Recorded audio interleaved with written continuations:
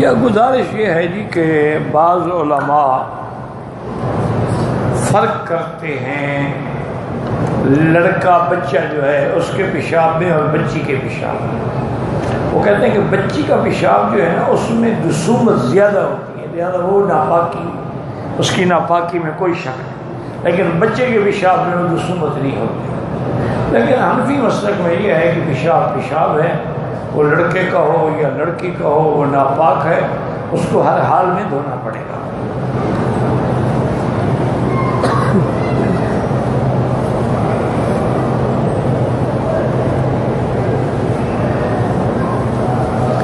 کہتے جی کہ جتنے طواف کریں گے میرا بھائی ہر طواف کے بعد 2 رکعت ہے، اسی لیے امام ابو حنیفہ رحمۃ اللہ علیہ اس کو واجب فرماتے ہیں کہ واجب الطواف، باقی ائمہ کے نزدیک وہ سنت ہے۔ تو فرق کیا ہوا؟ باقی ائمہ کے نزدیک اگر آپ نے طواف کیا ہے اور 2 رکعت نہیں پڑھے ہیں طواف ہو گیا، سنت ہے، پڑھتے تو ثواب ہے، نہیں پڑھا تو کوئی بات نہیں۔ لیکن امام صاحب فرماتے ہیں کہ نہیں، وہ واجب ہے، ہر حال میں پڑھنا، چاہے آپ نے اس دن نہیں پڑھا ہے، حرم میں نہیں پڑھا ہے، باہر چلے گئے پھر بھی پڑھنا ہو۔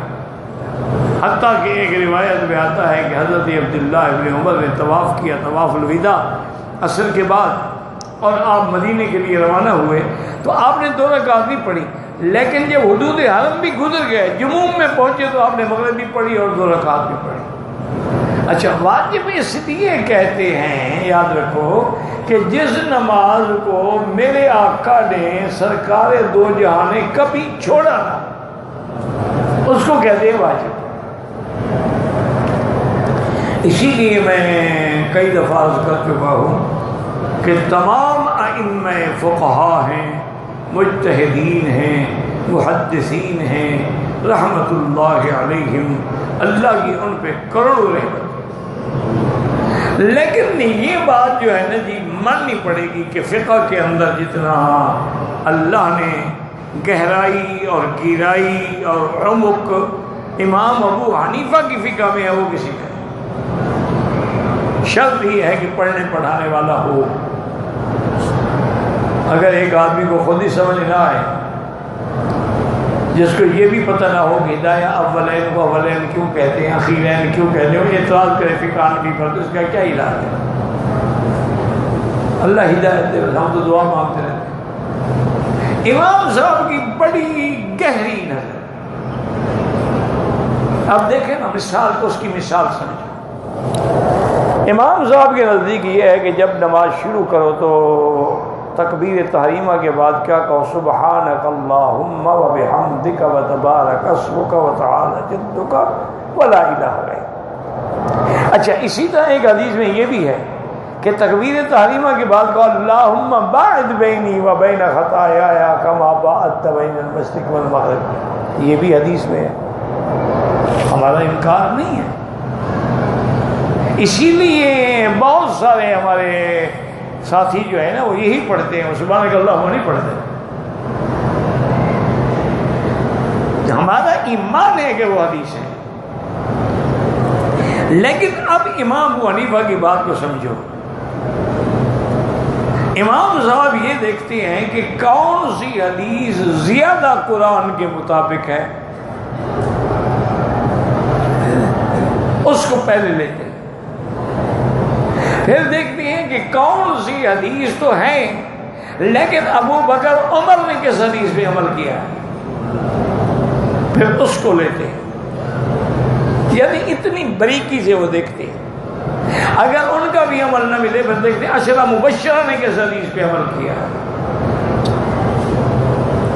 اب امام صاحب کہتے ہیں کہ سبحانک اللہم پڑھو، بھئی کیوں پڑھو؟ انہوں نے کہا بات یہ ہے کہ ساری حدیثیں صحیح موجود ہیں کہ جب اللہ نے قرآن میں فرمایا وَسَبِّحْ بِاسْمَ رَبِّكَ الْعَظِيمِ، حضور نے فرمایا اجعلوها فی رکوعکم، رکوع میں یہی پڑھا کرو سبحان ربی العظیم، تو یہ قرآن کے مطابق ہو گیا سبح اسم ربک العظیم اور سبحان ربی العظیم۔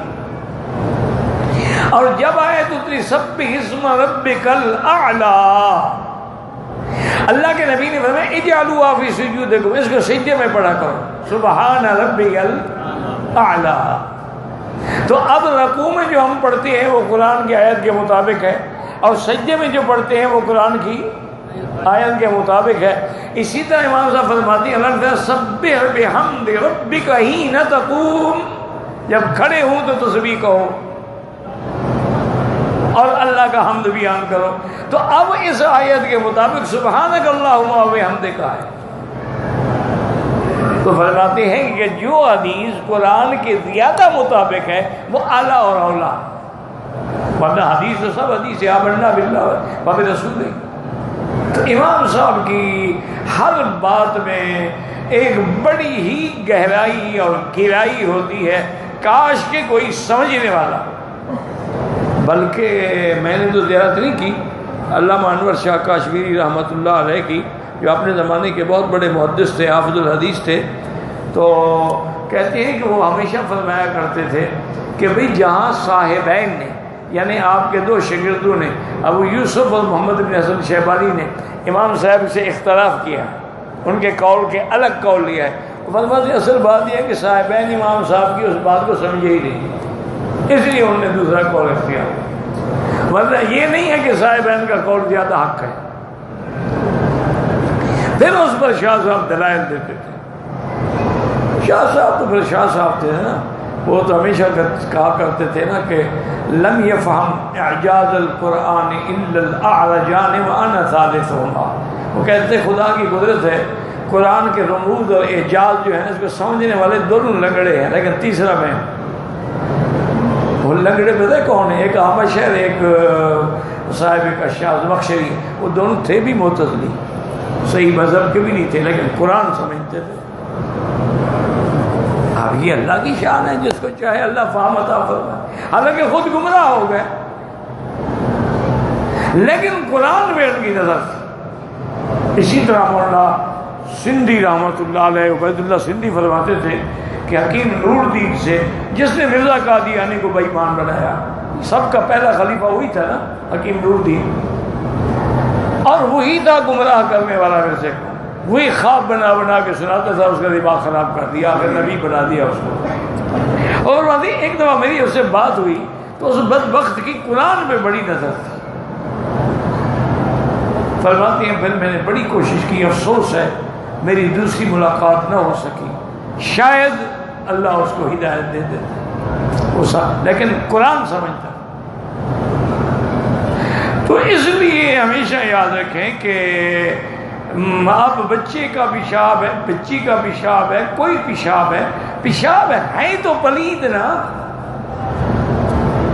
اس لیے حضور نے فرمایا کہ ان دو قبر والوں کو عذاب ہو رہا ہے، انہما یعذبان وما یعذبان فی کبیر، اور ایک کو کیوں ہو رہا ہے کہ لا یستتر عن البول، پیشاب کے قطروں سے بچتا نہیں تھا، تو پیشاب کے قطرے اتنی گندی چیز ہے کہ اسے عذاب قبر ہو رہا ہے۔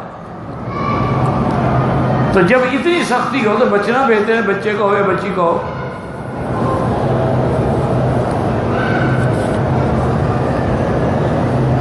اور جتنی بار طواف کریں نفل دو پڑھیں، کیوں؟ حضور نے جب بھی طواف کیا 2 رکعت پڑھی، تو لہٰذا واجب ہو گئی۔